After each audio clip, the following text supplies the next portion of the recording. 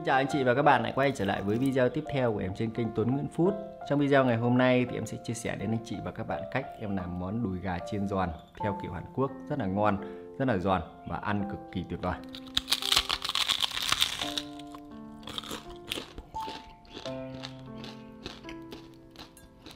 Anh chị và các bạn nào nếu cảm thấy thích cách làm này thì có thể thực hiện nhé.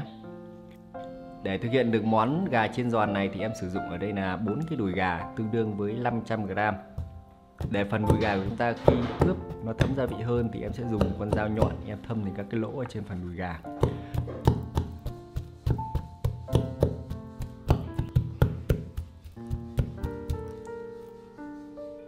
Sau khi thâm xong rồi thì anh chị và các bạn sẽ cho riêng ra một cái bát to để chúng ta thưởng thức cho dễ. Với phần bột để chiên gà giòn thì em sử dụng cái bột của Ototoji. Cái bột này thì nó đã có đầy đủ tất cả các gia vị ở trong đó rồi. Với 500g đùi gà thì em sử dụng ở đây là 4 thìa canh bột chiên gà giòn.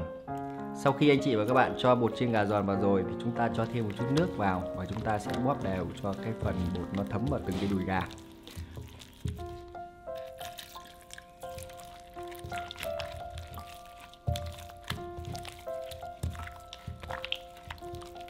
Chúng ta sẽ ướp trong khoảng tầm 30 phút đến 1 tiếng.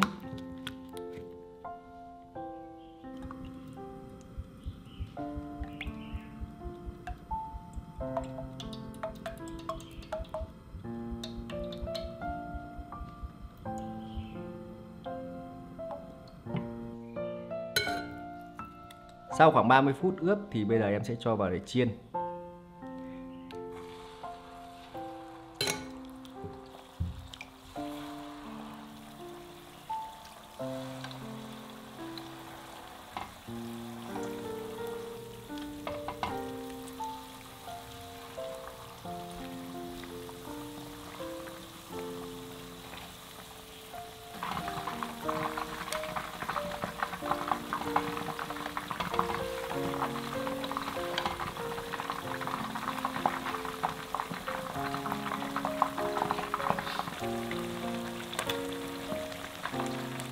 Khi mà anh chị và các bạn chiên phần đùi gà của nó đã vàng rộm lên và giòn tan như thế này tức là đã được rồi. Bây giờ em sẽ cho ra ngoài để thưởng thức.